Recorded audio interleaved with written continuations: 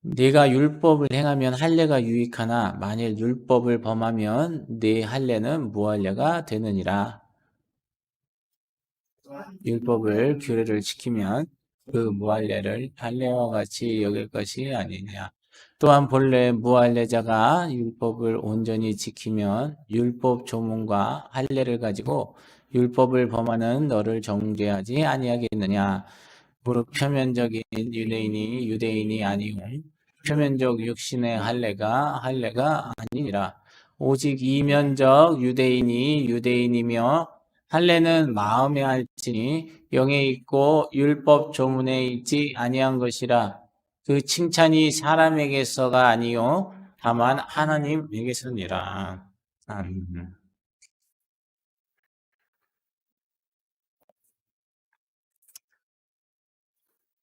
예, 지난 시간에는 중심을 보시는 하나님에 대한 부분을 나눴습니다. 물론 다 중요한 내용들이지만, 그리고 또 우리가 잘 이렇게 배워내야 될 부분이지만, 특히 이렇게 지난 시간 같은 경우는 우리가 좀 다시 초심으로 돌아가기 위해서 내지는 자기 자신을 하나님의 말씀에 비춰보기 위해서라도 그런 자세가 너무너무 중요하다라고 했습니다. 오늘은 종교가 아닌 신앙이라는 제목을 제가 달았는데, 기독교의 역사를 보면 그 역사 속에서 많은 사람들이 얘기합니다. 카톨릭은 큰 집이다. 기독교는 작은 집이다. 일부 지네끼리 싸워서 파당을 나눴다. 등등 여러 가지 얘기를 합니다만, 그렇다고 말할 수 없습니다. 왜냐? 개혁을 한 거예요. 어떤 개혁? 물론 여러 가지 이제 종교 개혁을 위해서 준비되어졌고 행동했던 사람들도 있지만 그 중에 대표적으로 얘기하라고 하면 마틴 루터라고 하는 사람을 들 수가 있죠. 그래서 이 종교 개혁의 핵심은 뭐냐면 종교화된 그 속에서 신앙으로 돌아가자는 거예요. 원래 신앙이 있는 게 맞는데 소위 말하면 캐톨릭화 되면서 국교화가 되면서부터 종교적인 걸로 바뀌게 되어버렸어요. 그래서 뭐든지 형식과 의식이 중요해지면서 본질이 없어지고 본질이 없어지니까 나중에 심지어 어떻게 해요? 죽은 우리 부모를 위해서 지금 면죄부 이거를 천주교회에서 소위 말하면 카톨릭 교황 이름으로 면죄부를 줄 테니까 그걸 돈 주고 사라는 거예요. 그러면 너뿐만 아니라 네 죽은 부모도 그 중간에 연옥이라는 데 있다가 갑자기 승급을 업그레이드를 해갖고 천국으로 갈 것이다. 이런 식의 논리를 가지고 했는데 그들이 그렇게 왜 했냐면 그 동기가 뭐예요? 지금 교황청으로 쓰고 있는 그런 성당을 짓기 위해서 돈을 모은 거예요. 그렇게 해서. 그런 이유. 그러니까 이거는 어떻게 보면 권력을 위해서 그렇게 했다는 거죠. 그러다 보니까 점점 이것이 굳어져 가기 시작해요. 사람은요, 한번 하기가 힘들지 하면 금세 익숙해집니다. 특히 아이들 보십시오. 나쁜 거, 너 이놈 새끼, 그거 어디서 배웠어? 하는 것들 있잖아요. 근데 걔네들은 안 가르쳐줘도 그렇게 기가 막히게 학습 능력이 좋잖아요. 그런 거를 보더라도 사람은 원래 그래요. 그냥 냅두면 그냥 타락하는 거예요. 죄 짓는데 앞장서는 거예요.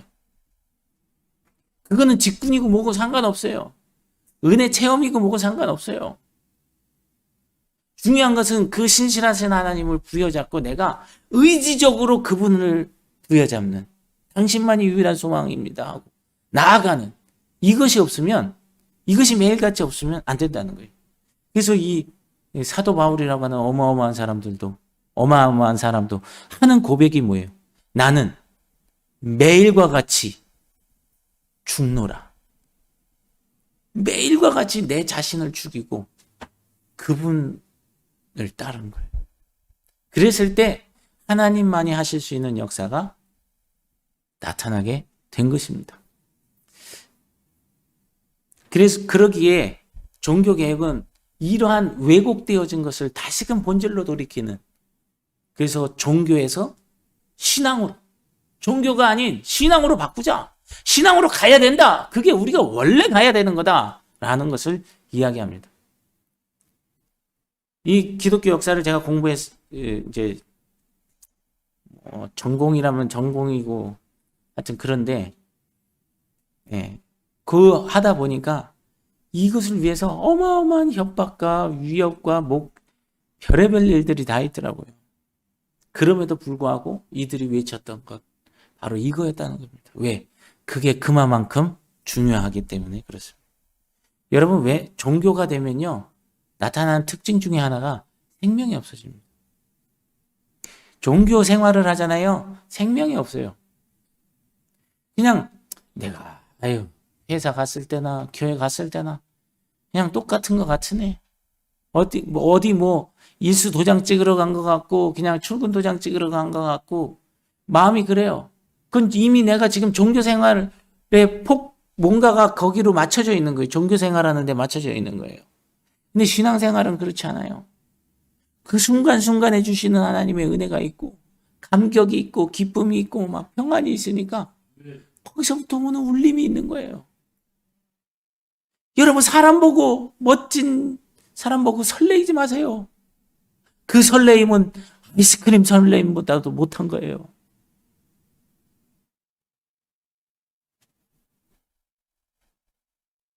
이런 하나님의 은혜가 올 때 거기에 설레임이 있어야 돼요.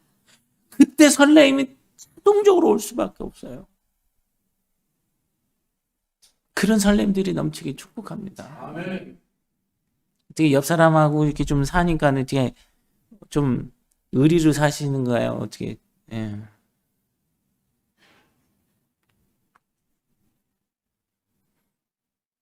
근데요, 그 뻣뻣한 관계도요, 하나님과의 관계에서 설렘이 생기잖아요.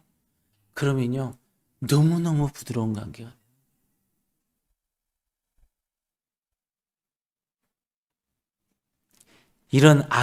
그래서 종교가 되면 생명이 없기 때문에 아름다운 회복과 변화시키는 역사가 없다는 겁니다. 그래서 우리는 종교가 아닌 신앙인이어야 하는 거예요. 종교인이 아닌 신앙인이어야 한다. 시작. 종교인이 아닌 신앙인이어야 한다. 그런데 어디 가보면 종교가 뭐냐, 이런 사회적으로 하는 거 하나하나가 다 이 본질에서 다 반대된 거를 다 단어도 인용하고 의미도 인용하고 막 다 바꿔놓고 있어요. 근데 그렇게 바꿔놓는데 이런 얘기하면 원래 이런 거야. 이게 맞다고. 목숨을 걸고도 지켜야 돼. 그러면 남들 다 아는데 뭘 그렇게 힘들게 하라 그러냐. 이제 이런 식으로 이제 가는 거죠. 예.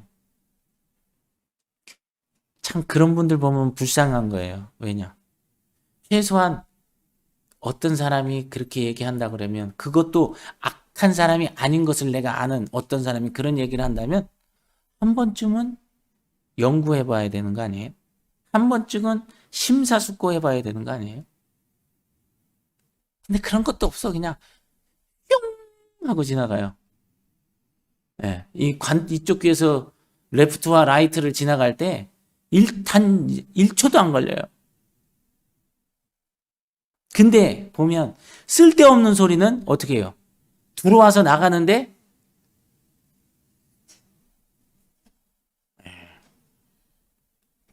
몇 년 결혼 생활 하셨어요? 신앙 생활이라 할 뻔했네. 결혼한 지 몰라. 그러면 20년이 넘은 거예요. 20년 넘으면 대충 계산하기가 복잡해져요. 괜히 물어봤네요, 내가. 근데요, 그 신혼처나 데이트했을 때 딱 내 안에 남아있는 그 있어요, 없어요? 있죠. 아니, 내가 이래서 있다 그러는 거예요. 근데 그거는 왜 이렇게 안 나가? 별것도 아닌데. 또 진짜 들어야 될 얘기는 단 1초도 안 걸리고 나가는데, 관통을 해버리는데, 진짜 품지 않아도 될 거는 20년 이상 남아있어요. 우리 권사님한테 여쭤보면 또 계산하시냐고 시간 가실 테니까 하여튼 한 50년은 지나셨잖아요. 결혼하신 지. 그렇죠. 아무리 깎아도 50년이 지났는데 50년 전에 이미 훨씬 전에 60년쯤이라고 쳐요. 60년 전에 이훈배 어르신이 했던 말 중에 아직도 여기 남아있는 거 있어요, 없어요, 상처로? 예, 있으시대요.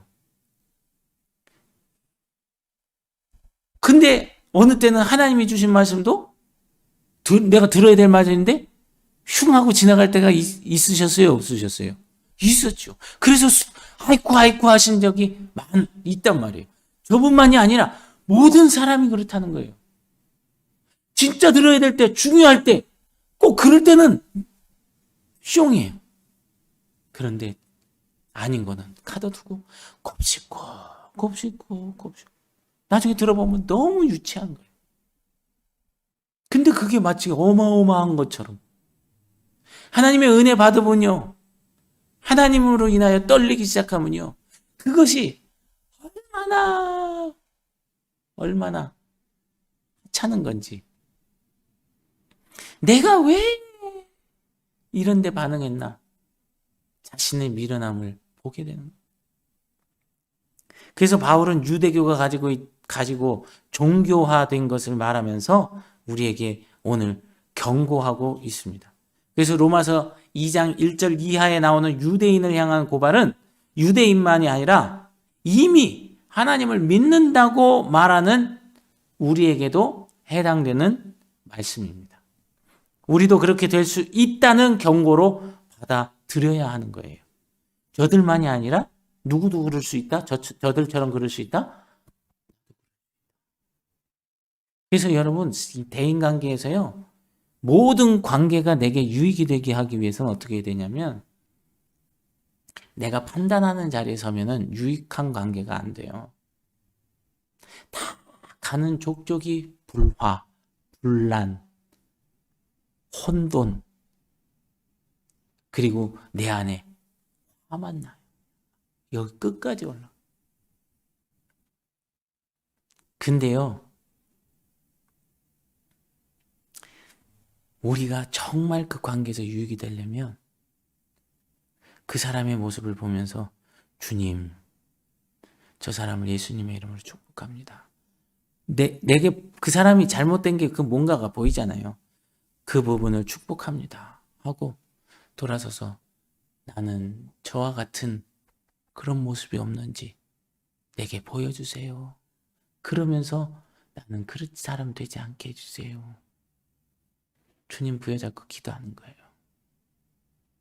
그러면요, 정말 이 상황이 억울한 상황일지라도 하나님은 뭐라 그랬어요? 항상 좋은 것으로 주신다. 뭐가 좋냐? 응답으로 주시는 거예요. 그래서 이 사람이 와서 내게 말합니다. 내가 그때 이 말한 거 실수였습니다. 잘못했습니다. 용서해달라고 얘기합니다. 그러면 나는 어떻게 돼요? 이미 축복했으니, 그러냐고. 나 늘 그럴 수 있다고. 그러면 이 사람과 나 사이의 관계가 어떻게 되겠어요? 그리고 이 사람이 나를 볼 때 어떻게 보겠어요? 내가 나를 세우는 게 아니라 그 관계를 통해서 하나님이 개입하셔서 하나님의 능력으로 나를 세우도록 만드는 거예요. 그게 힘이에요. 아무리 뭐 하려고 해보세요. 이 속만 딱 빼먹으면 끝이에요. 세상은 다 그렇습니다. 그래서 우리의 신앙은 절대로 이렇게 종교화되어서는 안 된다라는 것을 우리는 다시금 기억하시고 결단하실 수 있기를 축복합니다. 그래서 종교가 아닌 신앙이 되기 위해서 어떻게 하라는가, 어떻게 해야 하는가 말씀해 주는데 29절 말씀을 보겠습니다. 29절.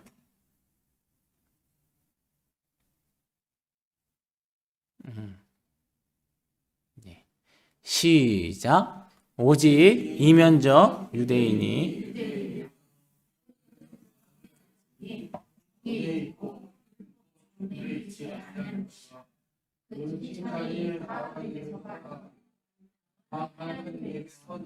예.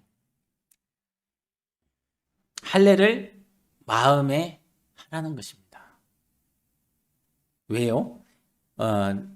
로마서 2장 1절부터 29절까지의 내용을 보면 유일하게 그 문 가운데 주어진 그 행동 지침이기 때문에 그렇습니다. 자, 2장 1절부터 29절까지를 한번 쭉 보시면 그 안에 행동 지침으로서 기록된 것이 할례를 마음에 하라는 거예요. 딱 그 하나예요. 신앙인들이 범할 수 있는 죄에 대해서 여러 가지로 말하고 있는데 그 모든 말씀 가운데 유일하게, 그러니까 어떻게 하면 좋으냐 말하는 것이 이 하나뿐인 거예요. 할례를 마음에 행하라는 거예요. 자, 그렇다면 마음의 할례를 받으라는 것은 무엇입니까? 자, 이 말은 마음의 할례를 받으라. 이거는 상징적이고 비유적인 표현이라는 것은 금방 아실 거예요. 그죠? 마음의 할례를 받으라는 것, 단어, 문장 자체가 그렇죠? 자, 그러기에 이 말은 뭐예요? 이 속에 담겨 있는 영적인 의미를 캐치해내야 한다는 겁니다. 그래서 바울은 이렇게 말하고 있는 것, 마음의 할례를 받으라는 것은 바울이 늘 그렇게 생각했고 그것을 굉장히 강조했던 것이라는 겁니다. 마음의 할례를 받아야 된다. 그래서 빌립보 교회를 향해서 바울 사도가 쓴 편지 빌립보서를 보면 3장 2절에서 3절 말씀, 거기 뭐라고 기록되어 있냐면 개들을 삼가고 행악하는 자들을 삼가고 몸을 상해하는 일을 삼가라. 하나님의 성령으로 봉사하며 그리스도 예수로 자랑하고 육체를 신뢰하지 아니하는 우리가 곧 무슨 파다? 할례파라. 예수를 자랑하고 육체를 신뢰하지 않는 게 할례파라는 거예요. 이게 마음의 할례를 받은 사람들의 모습이라는 거예요. 그런데 그렇지 않은 자들이 행했던 게 뭐냐면 개들과 같이 행한다는 거예요. 개들을 삼가고 행악하는 자들 삼가고 그 당시에 이 할례파라고 해서 자기 몸을 막 이렇게 상해하는 일들이 있었어요. 몸을 상해하는 일을 그래서 삼가라. 그리고 그 모든 것을 그렇게 한 다음에 하나님의 성령으로 봉사하며, 봉사를 하되 어떻게 해요? 감동으로, 기쁜 마음으로 자기를 나타내지 말고 봉사하라. 그리스도 예수로 자랑하고 예수만을 자랑하고 네 육체를 신뢰하지 않은 그 사람들이 정말 마음에 할례를 받은 자지, 이 앞에 행하는 니네들이 할례 받았다고 하는 니들이 하는 거 보니까 너희들이 할례 받은 자가 아니야. 이 얘기를 빌립보 교회에다 하고 있는 것입니다. 그래서 여기서 몸을 상해하는 일이라는 말은 헬라어로 이 카타토메라는 단어를 쓰는데, 우리가 지금 갖고 있는 성경 이전 버전이 개역 한글이에요. 근데 거기에는 손할례당이라 이렇게 써놨어요. 손할례당. 손할례당이라니까 이게 우리가 잘 모르잖아요. 근데 할례는 알잖아요. 이렇게 우리의 신체의 어떤 부분을, 일부분을 이렇게 절제하는. 그래서 이제 태어난 지 며칠 만에 가장 고통을 느끼지 못할 때 남자 아이들에게 행했던 표피 제거하는 것을 할례라고 하죠. 그냥 그것만 하면 자기네들은 할례 받은 사람이라. 여기 손할례당이라면 그러면 손을 잘라야 되나? 이런 생각도, 이렇게 너무 진지하게 들으시는데 웃어야 되는 건데 이게 요즘 감을 좀 먹어야 되겠네. 감 살아나게. 자, 그래서 예수 그리스도 안에 참 신앙을 갖는 것, 이것이 진짜 할례라는 겁니다. 예수 그리스도 안에 참 신앙을 갖는 것. 그래서 골로새서 2장 11절에서 12절, 골로새 교회를 향해서 바울이 이렇게 편지를 합니다. 2장 11절에서 12절. 또 그 안에서 너희가 손으로 하지 아니한 할례를 보세요. 할례를 손으로 하지 않았대요. 마음의 할례가 생각되십니까? 예. 곧 육의 몸을 벗은 것이요 그리스도의 할례니라. 너희가 세례로 그리스도와 함께 장사되고 또 죽은 자들 가운데서 그를 일으키신 하나님의 역사를 믿음으로 말미암아 그 안에서 함께 일으키심을 받았느니라. 그러니까 예수 그리스도 안에서 참 신앙을 갖는 것이라는 것은 예수 그리스도를 주로 고백하면 예수와 함께 십자가에서 죽고 예수와 함께 다시 사는 것이다 라는 겁니다. 이것이 거듭남이고 이것이 진짜 할례라는 거예요.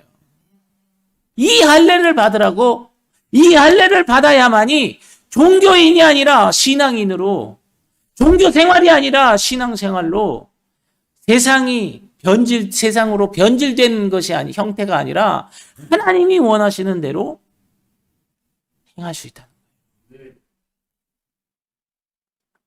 이것은 바울이 처음 사용했느냐? 그렇지 않습니다.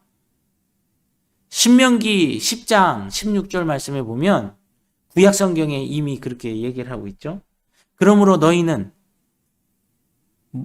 어디에 뭐를 하라고 그래요? 어이구. 신명기에 이미 말씀하고 있는 거예요.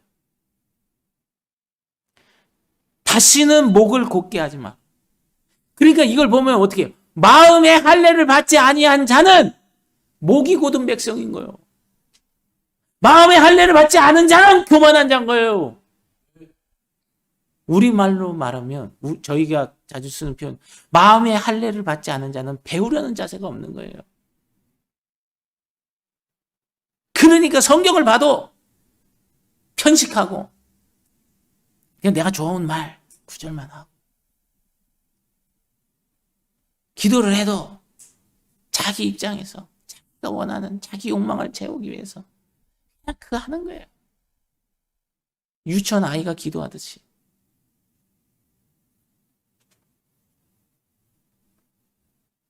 신명기 30장 6절에도 이렇게 말씀합니다. 내 하나님 여호와께서 내 마음과 내 자손의 마음에 할례를 베푸사 너로 마음을 다하며 뜻을 다하여 내 하나님 여호와를 사랑하게 하사 너로 생명을 얻게 하실 것이다. 그래요. 자, 그러면 우리가 생명 안에 있으려면 어떻게 해야 돼요? 마음의 할례를 받아야 돼요. 거듭나야 된다.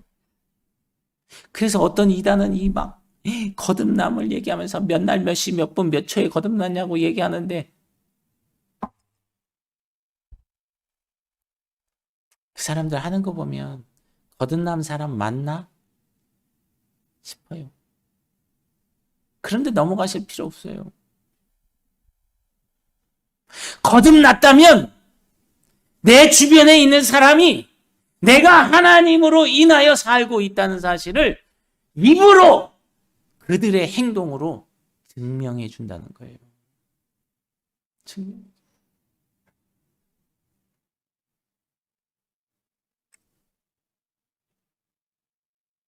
여러분, 이런 예들이 얼마나 많은지 아십니까?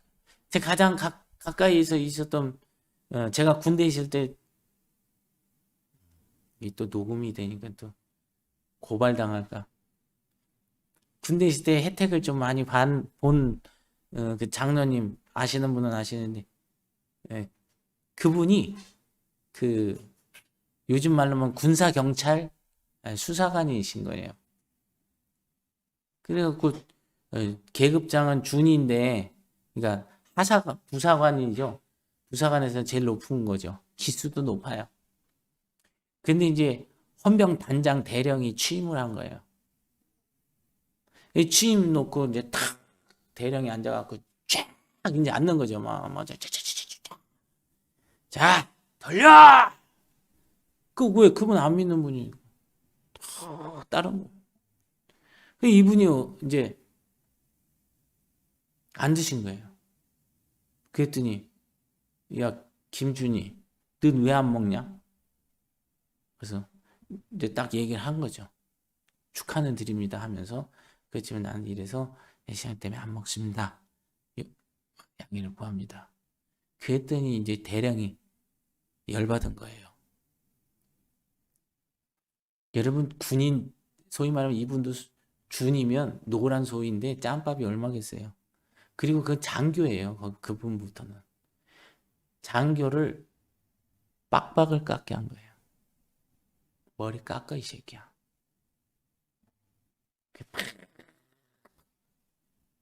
그 무슨 느낌인지 아시겠어요? 삭발당하는. 그리고 가장 그 안에서 가장 한직 그쪽으로 인사발령 내버렸어요. 근데 이분은 어떻게 했을까요? 별명이 베드로라. 그냥 주님 말씀 그분 수사관 책상 가면은 성경이 이렇게 큰 게 가운데 있어요. 늘 성경 말씀 보시고 뒤돌아서 그냥 기도하시고 막. 근데 하나님이 어떻게 세우시냐? 계속 이 헌병단이 다른 데보다 쫄리고, 그러니까 소위 말하면 전국 그 헌병단에서 수사 상황에서 이제 점점 이 하위를 긋고 있는 거예요. 쭉 내려가는 거죠. 쭉 내려가서 바닥을 치다가 갑자기 어느 순간에 1등으로 올라와 버린 거예요. 그랬더니 이제 단장이 이제 깜짝 놀란 거지. 야, 이 바닥 치고 있다가 이게 무슨 일이냐? 어떻게 된 거야? 누구야? 찾다 보니까 자기가 머리 밀고 한직으로 이 새끼 술 안 먹어? 가! 해갖고 쫓아낸 그 사람이 때문에 자기가 국방부 장관한테 표창을 받으러 가야 되는 거예요. 탈영병 전국 최고. 수사 상황 전국에서 제일 잘해서 처리 잘 된 거. 몇 개가 1등이니까 제가 오래돼서 기억은 안 나는데 몇 개가 1등이니까 이 사령관하고 별 3개짜리하고 대령 단장하고 국방부 장관한테 가서 표창을 받아요. 그리고 나중에 어떻게 했냐? 원대 복귀. 그 다음부터는 어떻게 하냐면 소령단 수사과장이 나가면 찝차 타고 수사하러 가잖아요. 그러면 아이고 집사님은 앉아서 기도하고 계세요. 수사는 제가 하고 오겠습니다. 이러고 소령에 가서 수사를 해요. 근데 얘기 들어보니까 어떻게 됐냐? 이 지역에서는 탈영병이 올 때가 아니에요. 근데 희한하게 부산에서 탈영한 애도, 여수에서 탈영한 애도, 군산에서 탈영한 애도, 대구에서 탈영한 애도, 강릉에서 탈영한 애도 다 여기로 지가 와갖고 탈영했어요. 자수를 하는 거예요. 그러니까 앉아서 전국 1등을 찍는 거예요. 그러니까 이게 제가 말하려는 의도가 뭔지 아세요? 우리의 중심을 어디다 두냐는 거죠.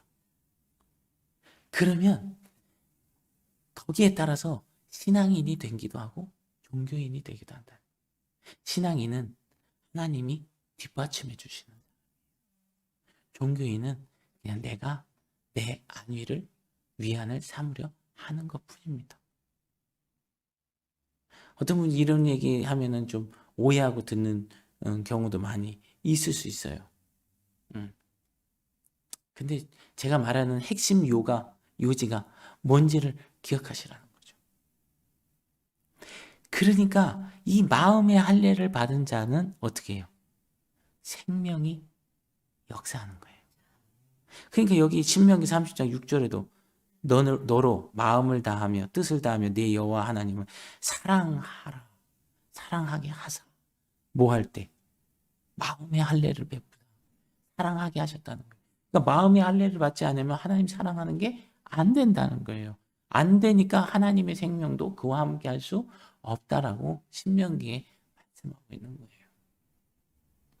그래서 이 율법 중에 율법서가 뭐냐? 신명기입니다.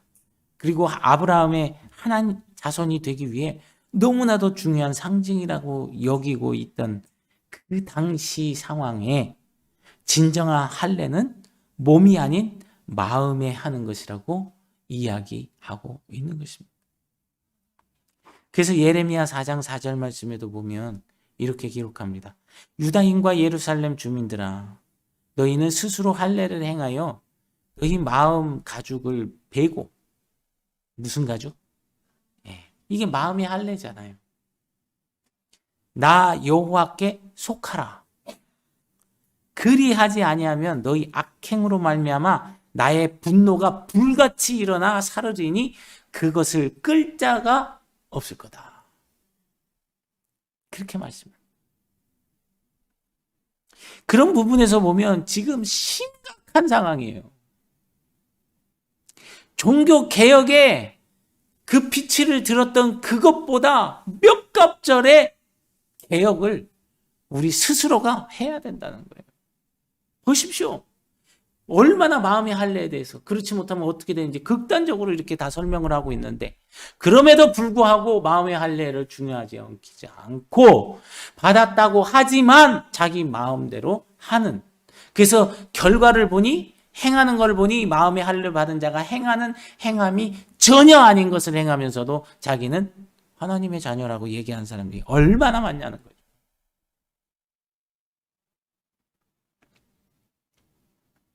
그런 분들이 이런 설교 들으면 이제 쉽지 않죠.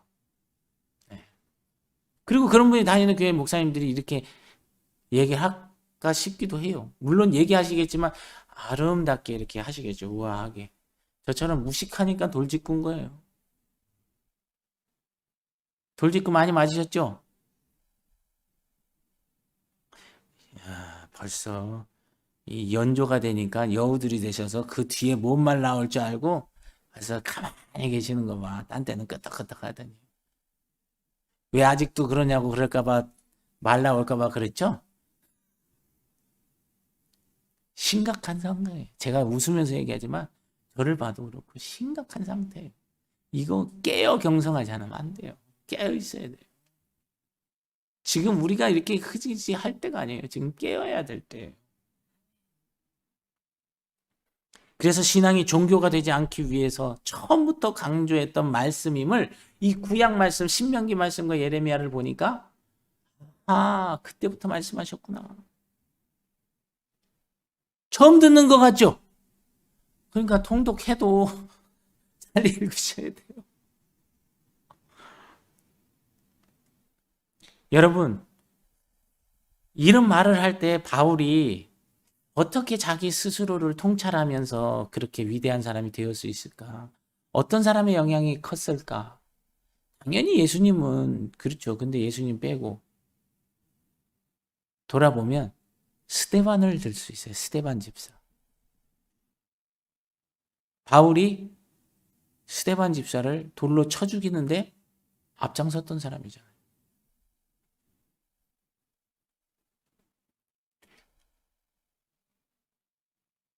그래서 사도행전 7장 51절에도 보면 목이 곧고 마음과 귀에 할례 받지 못한 사람들아, 너희도 너희 조상과 같이 항상 성령을 거스르는도다.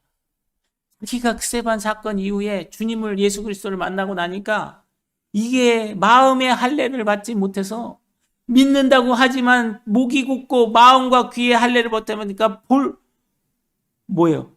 담아야 될 걸 담지 못하고 들어야 될 걸 들지 못하니까 해야 될 것을 하지 말하지 못하는, 잘못된 것을 하더라는 거죠. 근데 그 잘못된 것은 항상 성령님을 거스르는 거다.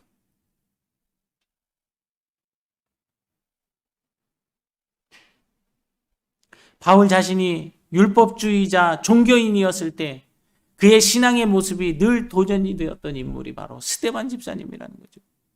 그래서 바울도 돌에 맞는 상황이 있었잖아요. 루스드라에서 돌을 맞을 때 바울은 무슨 생각이 났을까요? 누구 생각이 났을까요? 예수님의 십자가? 아니요. 자기가 돌을 던지게 해서 죽게 했던 스데반 집사가 떠올랐을 거예요. 그도 이랬겠구나. 그래서 바울이 회심한 후에 확신 있게 선포했던 것이 신앙이 종교가 되지 않으려면 마음의 할례를 받아야 한다. 그것을 그렇게 강조했던 거예요. 자, 그렇다면 어떻게 하는 것이 마음의 할례를 받는 것인가? 여러분, 껍질이 아니라 본질이어야 합니다. 형식이 아니라 내용이어야 하고, 모양이 아니라 의미여야 하고, 무늬만 있는 것이 아니라 진짜 이어야 될 줄로 믿습니다.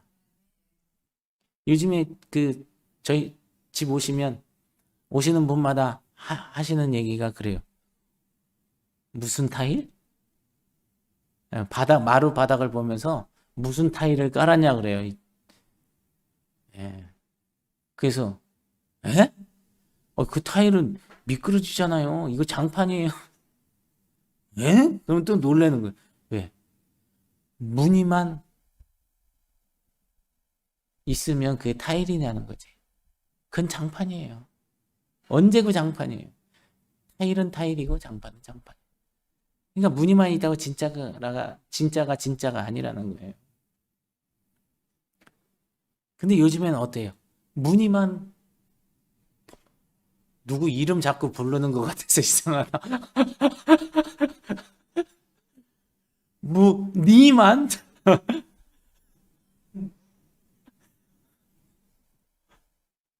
번지를 하면 그냥 다 그건 줄 아는.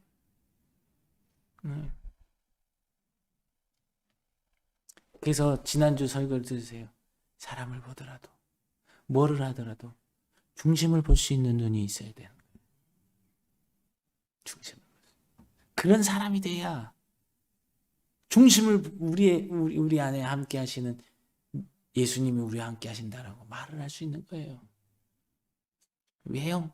여러분 외모 지상주의에 지금 다 빠져 있다고 지난주 말씀드렸잖아요. 예. 거기 얼마나 뜯어먹고 살 것 같아요. 아니에요. 절대 그렇지 않습니다. 진짜 멋은요. 이게 아마 어떤 디자이너에게 가도 정말 퀄리티 있는 디자이너에게 가서 얘기해 보십시오. 할 기회가 있으면 저랑 똑같은 말 할 겁니다. 진짜 아름다움은요 자연스러움에서 나옵니다. 그리고 진짜 아름다움은 흙과 백의 조화입니다. 거기서 시작됩니다. 김봉남 씨한테도 물어보세요. 그게 진짜인지 아닌지. 그러니까 여러분 우리는 그게 항상 진짜이어야 한다. 나는 진짜인가? 어떤 진짜? 신앙인인가라는 거예요. 진짜는 신앙인인가? 그럼 가짜인가? 종교인이라는 거예요. 자, 어떻게 마음의 할례를 받을 것인가? 그 중에 우리가 체크해 볼 수 있는 게 뭐냐면 신앙이 행동으로 나타나는 거예요. 그러니까 신앙이 내가 믿어요. 믿습니다. 그러면 그것이 삶으로 나타나는 거예요. 13절 말씀. 하나님 앞에서는 율법을 듣는 자가 의인이 아니요 오직 율법을 행하는 자라야 의롭다 하심을 얻으리니. 그렇게 말합니다. 신앙인들의 문제가 뭡니까? 말씀을 몰라서, 말씀을 많이 안 들어서 과도하게 듣고 있어요. 너무 들어서 문제예요. 잘못된 거. 그것을 행동으로 옮기지 못한다. 그래서 그런 예를 들은 적이 있잖아요. 어떤 분이 진짜 막 하나님과 함께하는 막 그런 은혜 가운데 있는데 하나님 오늘 내가 저거 꼭 오늘 비가 안 와야 되는데 하나님 비를 안 오게 해주세요. 그러고 막 2시간 기도를 하고 나가는 거예요. 근데 신발장에서 자기도 모르게 우산을 들고 나가. 이거는 신앙과 행동이 다른 거예요. 뭐 그럴 수도 있지, 할 수 있겠지만 하나님이 뭐예요? 우리의 중심을 보신다 그랬잖아요. 그리고 예수님은 내 믿은 대로 될지어다 말씀하셨잖아요. 근데 내가 믿은 게 뭐예요? 비는 계속 올 거야. 라는 거예요. 그래서 가끔 신앙생활 할 때 하나님을 더 깊이 알기를 원할 때는요. 저처럼 간혹 돈키호테 짓을 해야 돼요. 비가 와. 그럼 비 안 오게 기도했잖아요. 그냥 갖고 나가지 말고 가요. 그냥 쫄딱 맞아요. 감기 걸려요. 아파요. 그럼 어떻게 해요? 주여, 내 믿음 없음을 용서하소서. 그러나 내가 믿음 없이 기도했다고 하나님이 사랑하시는 자녀가 이렇게 아파 누워 있는데 참 속은 편하시겠습니다? 그렇게 얘기할 수 있지 않을까요? 말로는 고백하고 선포하고 결단해도 실제 행동으로 하지 않는 것이 문제예요. 제가 제일 저도 늘 그 부분에서 그렇지만 제가 안타까웠던 뭐 부목사 부교육자 시간을 따지자면 뭐 그것도 수십 년 되잖아요. 그죠? 그 중에서 제일 안타까운 게 뭐냐면 이 집에 정말 주시는 진짜 살아있는 하나님의 말씀이라는 게 나도 느끼겠어요. 그리고 그분들도 느꼈어. 근데 예배가 끝나고 나서 그게 땡이야. 거기까지인 거예요. 전 이건 정말 와, 그 집은요 신방 다시 가고 싶지 않아요. 불러도 안 가고 싶어요. 목사님 차 한 대 사줄게. 우리 집 와서 제발 신방 좀 해주세요. 난 걷어찰 것 같아요. 왜? 하나님의 말씀은 하나님의 말씀으로 받아들이는 자세가 없는 거잖아요. 그러면 그 말씀이 어떻게 된 거예요? 그분도 느끼고 하나님의 말씀이라는 거 그분도 느끼고 나도 확실하게 느꼈는데 그걸 안 받아들였으니 하나님의 그 귀한 말씀은 어디로 사라진 거냐는 거예요. 어디로? 그게 하나님의 말씀, 하나님을 무시하는 거 아니겠어요? 짓밟는 거 아니겠어요? 뭐 예수님이 십자가 골고다 질 때 침 뱉고 뺨 때리고 채찍을 하고 못질한 게 그게 나쁜 게 아니라 그 말씀을 듣고도 그렇게 내팽개친 것 자체가 무시한 것 자체가 더 심각한 죄라는 거예요. 신방 가는 게 문제가 아니에요. 그렇게 하려고 그 말씀이 맞다 하니 그렇게 살려고 우리는 움직일 때 그게 믿음의 반응인 것이고 그 믿음의 반응이 있을 때 하나님은 그때부터 역사하기 시작하는 거예요. 근데 그거를 못하게 누가 막는 거예요? 마귀가 막는 거예요. 예배 끝나고 나서 뭐 예를 들면 설거지하다가 싸우고 그러니까 제가 막 그러는 거예요. 제발 신방 가거든. 그냥 물이나 한 잔 내놓으시라. 딴 거 필요 없다. 많이 먹어봤자 배만 나오지 뭐야 같어. 그러니까 그냥 물이나 한 잔 먹는 거예요. 이거 물은 그냥 요즘 정수기 있으니까 간단하잖아요. 그것 때문에 싸울 일은 없잖아. 그러는 거예요. 왜? 초점을 어디에다 맞추라는 거예요? 하나님께 맞추고 준비하라는 거예요. 안 먹어도 돼요. 일부러 금식도 하는데 뭘. 디톡스도 하는데. 그거 하면 되는 거지. 뭐. 그거 안 먹었다 죽는 거 아니잖아요. 괜찮아요. 근데 진짜 그 붙잡아야 될 거를 붙잡지 못하면 내 영혼이 죽는 거거든. 더 큰 거를 바라봐야 되는 거예요. 그래서 우리는 마르다가 되지 말고 마리아가 돼야 돼요. 귀한 것을 귀한 것으로 여길 줄 아는 사람. 부산 떨지 말고 수선 떨지 말고 진심으로 그렇게 가야 된다. 그래서 할례를 받았다는 것은 말씀대로 행동하는 것, 말씀대로 사는 것을 말하는 거예요. 여러분 혼잣말 좀 해보셨습니까? 혼잣말 많이 해보셨어요? 예. 그러면 이심전심 되겠네. 다른 분들은 뭐 혼잣말 잘 안 하시나 보죠? 얼굴 표정이 예. 내가 의도해서 나오는 혼잣말도 있고요. 의도해서 나오지 않는 혼잣말도 있어요. 갑자기 강연 느낌이 나네. 근데요, 혼잣말 하는 것도 하나님이 다 들으신다는 거예요. 제가 어느 때 혼잣말을 했거든요. 기도하다가 나온 거, 내 마음속에 그냥 드는 거죠. 하나님, 왜 서로 피차가 쌍방간에 이렇게 피곤하게 하십니까? 하나님은 나 같은 놈 불러놓고 써먹으려니 힘들고, 그릇도 안 되는 놈이 따라가려니 나도 죽 같고, 왜 쌍방간에 서로 이렇게 힘들게 하시죠?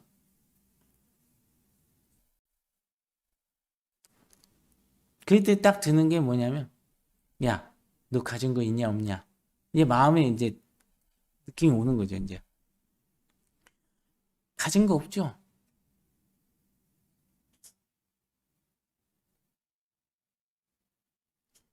그러면 네가 감사해야 되는 거 아니에요?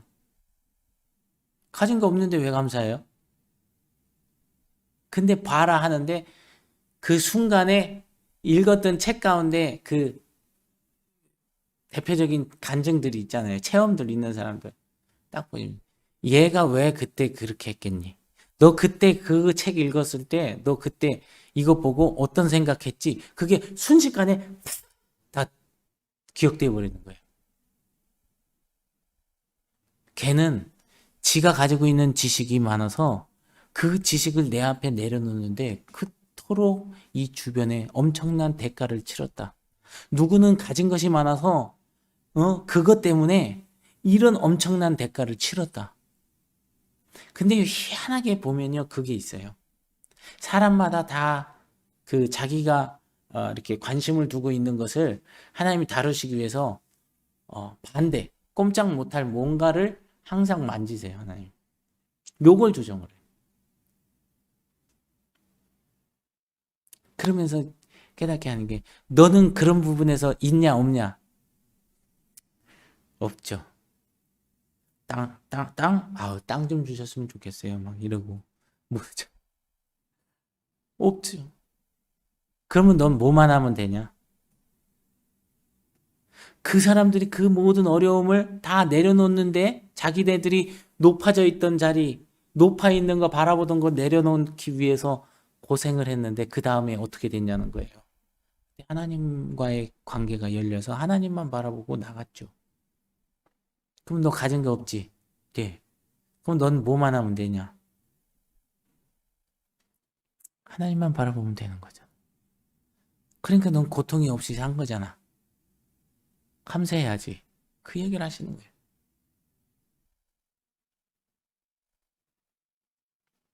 혼잣말도 다 들으시고 얘기하시고. 그리고 그 혼잣말에 소위 말하면 누가 그러잖아요. 취중진담이라고는 이상한 사자성어 같은 게 있잖아요. 예. 그런 것처럼 그 속에 하는 마음을 어떻게 해요? 듣고 하나님이 왜 우리 마음에 할례 붙지 못한 자들의 반응들이 나타날 때 하나님은 우리에게 오셔서 말씀하신다는 거예요. 정신 차려.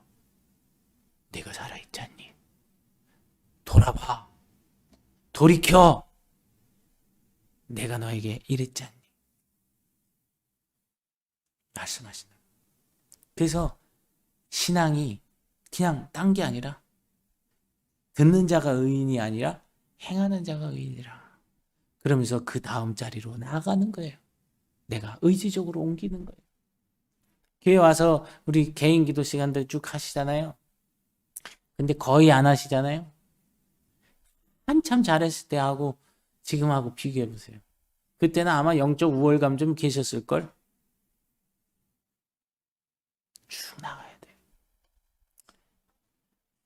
아, 왜 여기서 못 나갔지? 예. 또 하나는요, 말씀 앞에 스스로 솔직해져야 된다. 21절. 그러면 다른 사람을 가르치는 네가 네 자신은 가르치지 아니하느냐? 도둑질 하지 말라 선포하는 네가 도둑질 하느냐? 그래서 말씀은 자신에게 가장 먼저 적용해야 하는 것이 정상이다. 뭐라고요? 말씀은 자기 자신에게 적용하는 것이 가장 먼저 적용하는 것이 정상이다. 그래서 어떤 분들 그랬어요. 막 이런 얘기 들으면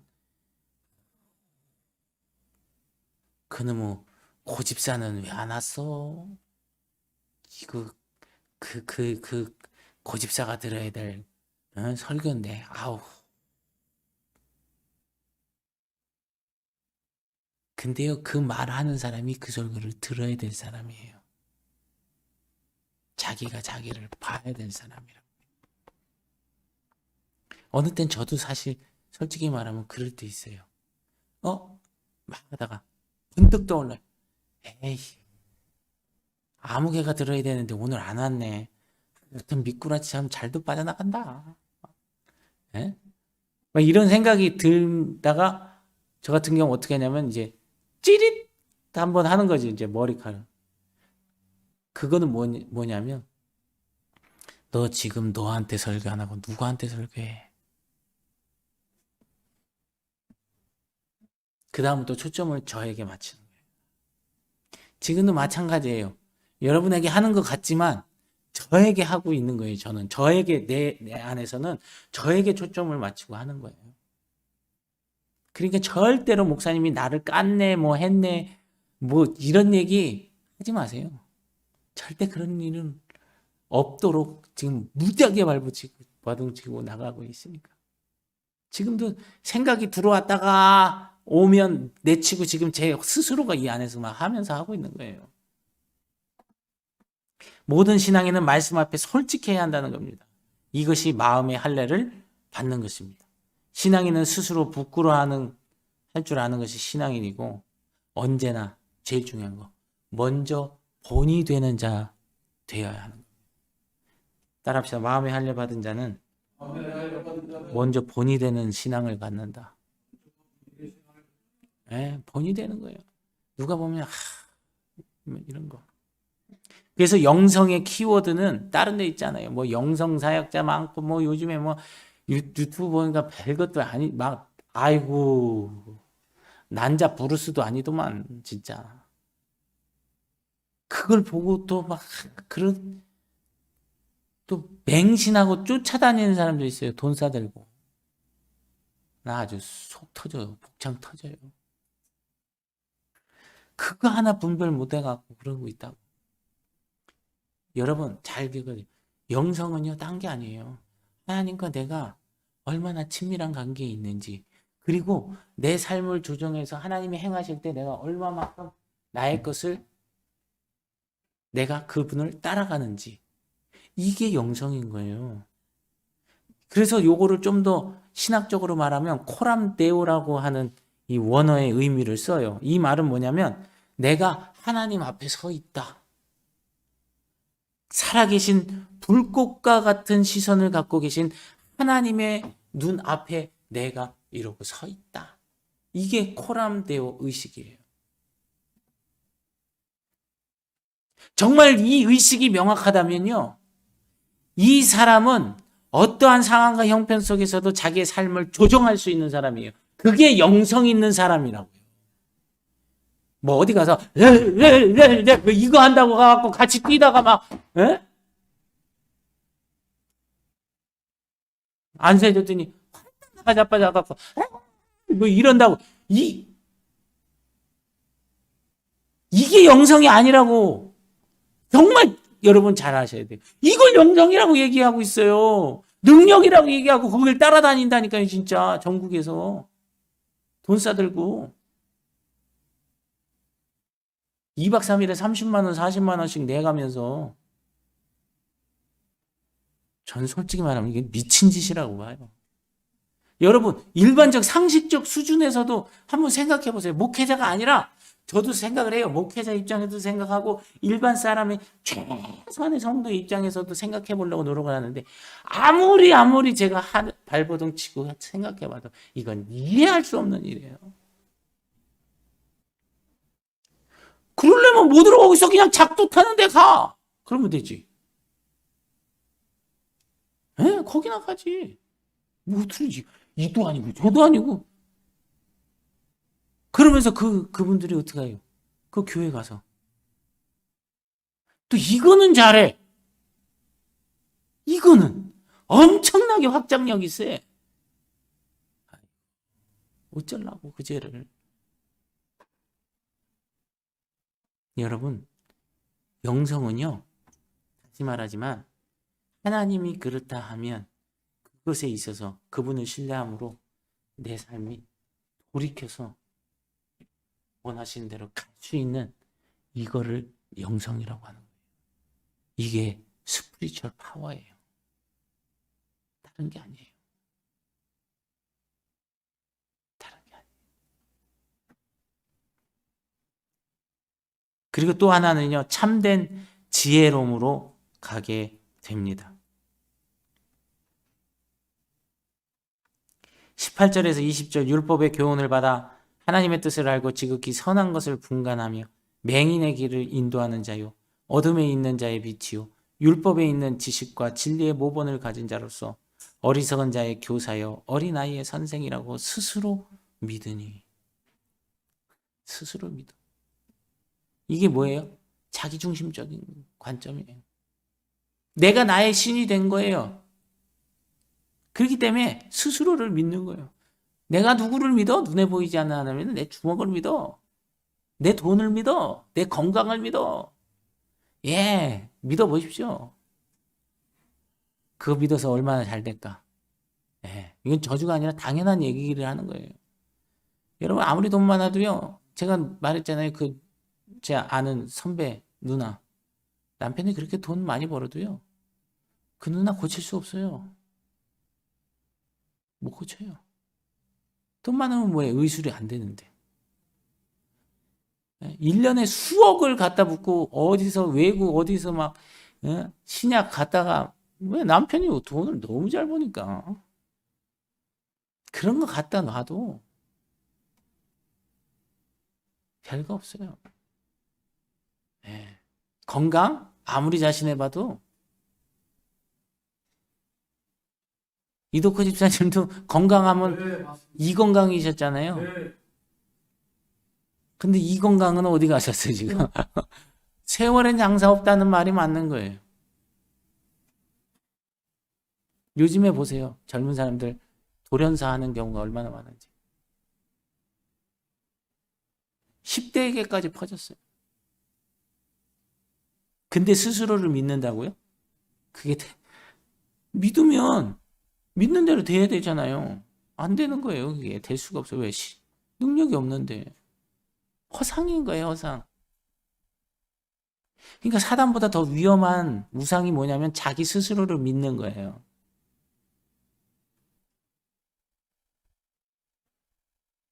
주일학교 예배 때도 내가 뭐 때문에 물어봤더니 공부는 왜 해? 똑똑해지려고요. 그러더라고. 똑똑해지면 뭐 할 건데? 요즘 말만 한마디만 하면은 그냥 인공지능이 막 알아서 논문도 써주고 막 그냥 한번 테스트 해볼까? 설교문도 써달라고 한번 해볼까? 어떻게 나오나? 근데 내가 똑똑하면 뭐 할 거냐? 그죠? 그게 다 있는데. 그러니까 거기에는 목적이 없는 거예요. 왜 똑똑해야 되는지, 왜 돈을 벌어야 되는지, 내가 왜 건강해야 되는지, 내가 왜 이 직장을 다녀야 되는지, 내가 왜 이 사업장을 하고 있는지. 명확한 목적이 없으니까 그냥 맨날 공허한 거예요. 공허하니까 어떻게 해요? 그걸 채우려고 엄한 데 가서 바닷물 먹고 있는 거예요. 그래서 여러분, 그 말씀이 우리에게 있다는 것은 그 말씀이 그 사람에게 지혜로움이 된다는 것입니다. 말씀으로 어리석음을 이기는 역사가 있다는 거죠. 그래서 자기 감정, 자기 생각, 자기 편견 때문에 폭발해서 공동체를 무너뜨리고 매우 불편하게 할 뿐만 아니라 하나님의 영광을 욕되게 하며 하나님의 사람을 시험 들게 한다면 그 사람은 마음의 할례를 받지 못한 자라는 것. 신앙에는 지혜로워야 될 줄로 믿습니다. 하나님 말씀의 뜻이 무엇인지, 무엇을 하나님이 원하시는지, 악한 것들과 싸우기 위해서는 어떻게, 무엇을 해야 하는지, 그리고 정말 소중하고 가치 있는 것은 어떤 것인지를 이 말씀으로 깨닫고 분별하고 행함으로 저와 여러분은 종교인이 아니라 신앙인이 된다. 그래서 여러분, 아까도 말씀드렸지만 할례는 자신의 생사를 베어내는 것입니다. 이처럼 마음의 할례는 생사를 베어내는 아픔이 당연히 있겠죠. 그러나 그것이 유익이라는 사실을 믿는다면, 이처럼 살아계신 하나님과 그 말씀 앞에서 자신의 의와 자랑과 욕망과 감정까지 베어낼 수 있다면 우리는 마음의 할례를 받는 것입니다. 예수 믿는다고 하면서 자기 의를 나타내고 자랑하고 욕망과 감정을 주체 못하고 폭발해대고 화라산처럼 하는 사람들이 얼마나 많습니까? 성경은 말합니다. 마음의 할례를 받지 않았다고. 그런 사람들은 하나님을 사랑할 수 없다고. 그리고 하나님을 사랑하지도 못한다. 근데 하나님은 하나님을 사랑하게 하기 위해서 우리에게 마음의 할례를 주셨다고 구약 성경부터 말씀하고 있습니다. 이렇게 마음의 할례를 받은 성도는 한마디로 말하면 아름다운 성도가 되는 것입니다. 아름다운 성도란 마음의 할례를 받은다. 왜 아름다우냐? 아름다우신 그 하나님이 당신의 형상으로 지은 그 형상이 내 안에 그대로 나타나기 때문에 아름다운 거예요. 그래서 진정한 아름다움은 이 하나님의 형상이 회복되는 거예요. 다시 말하면 마음의 할례를 받은 자는요, 어디 가도 잘생긴 건 아닌데 매력은 왠지 넘치는, 예쁜 거는 아닌 것 같은데 왠지 예쁜 것 같은, 근데 매력이 있는, 그게 있다. 그게 할례 받은 자들을 바라보는 세상의 눈입니다. 이제 우리는 종교가 아닌 신앙인으로 살아야 될 줄로 믿습니다. 세상은 계속해서 교회 안에 섞여서 종교인으로 가라고. 그러나 우리는 신앙인이 되어야 돼요. 유튜브에서도 막 말합니다. 교회에 대해서도 막 말합니다. 바르게 말하는 것 같습니다. 근데 보면은요, 종교인 되라고 말하는 거예요. 신앙인 되라고 말하는 것 같지만 아니에요. 들여다보면. 무슨 어디 신학대 교수라고 하는 사람도 그런 얘기를 하더라고요. 그래서 참 심각하다. 이걸 보지 못하게 할 수도 없고 내가 일일이 찾아서 나눠줄 수도 없고.